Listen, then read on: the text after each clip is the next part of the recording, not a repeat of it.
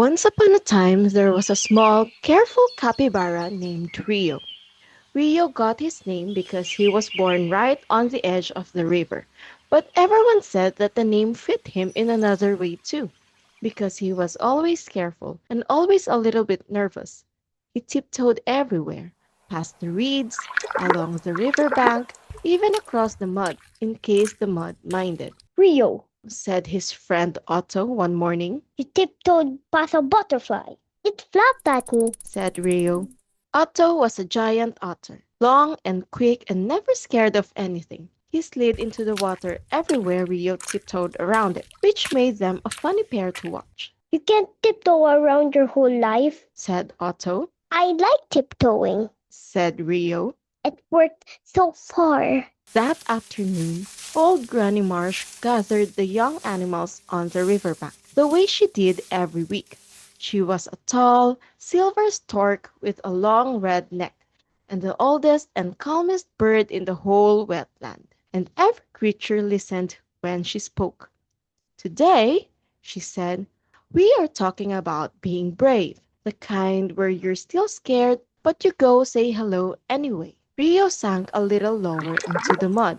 There are different creatures in this very river, Granny Marsh went on, who look big and frightening on the outside, but are actually calm and gentle. And there are creatures who look calm and gentle who are secretly waiting for someone brave enough to be their friend. Rio raised his paw very slowly. What if the big one is actually scary? Then you tiptoe up anyway, said Granny Marsh, just a little closer than you did yesterday. That night, Rio curled up in the soft grass by the water and pulled a big leaf over himself like a blanket.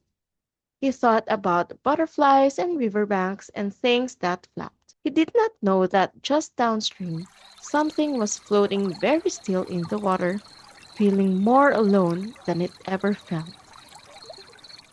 The next morning, Rio followed Otto down to the wide, warm part of the river where all the animals gathered in the sun. Birds sat on the backs of the capybaras, turtles lined up next to them, soaking up the warmth.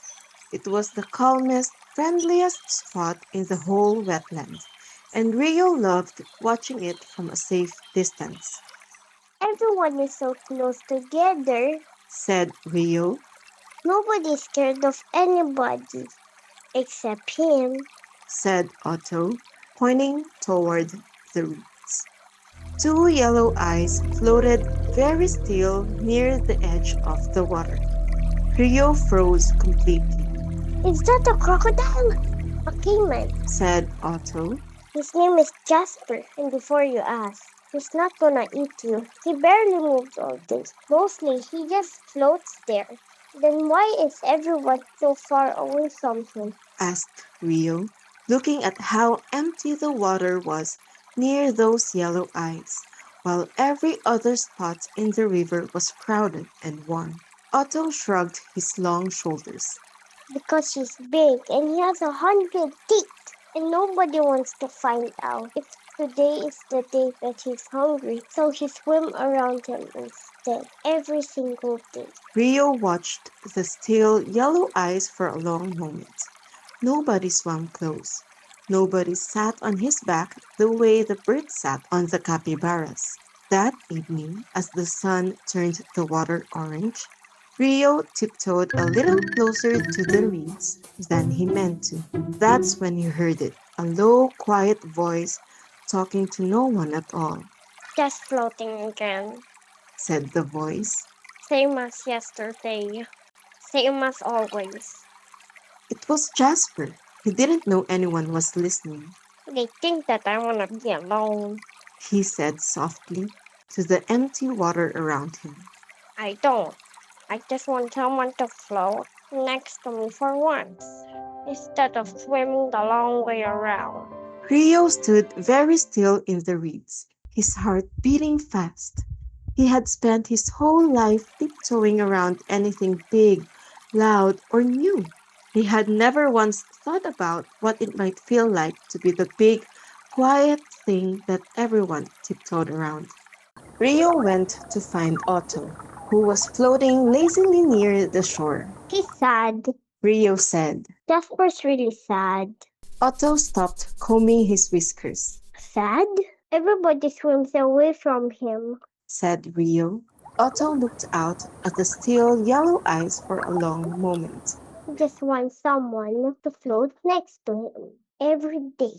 He said quietly. I've lived here my whole life, and I never once thought about what it looks like from where he's floating. Rio took a breath.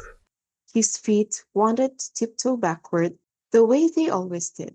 Instead, he walked forward, straight toward the water, straight toward the reeds, straight toward the yellow eyes.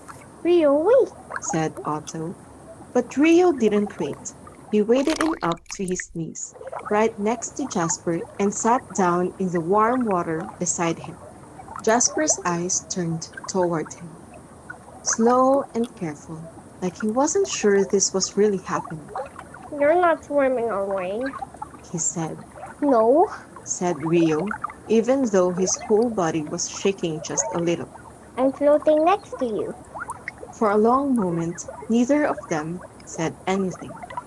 Then Jasper let out a breath that sounded almost like a laugh. You're the first one He said. in a long time. I heard you Said Rio. before. What you said about floating alone. Jasper went very still, embarrassed. I didn't think anybody was listening. I'm sorry you've been alone. That's sad. Said Rio. Jasper didn't answer right away, but slowly, carefully, he floated a tiny bit closer until his big, rough shoulder was right beside Rio's. Otto waded in too and settled on Jasper's other side like it was the easiest thing in the world, which it turned out it always had been.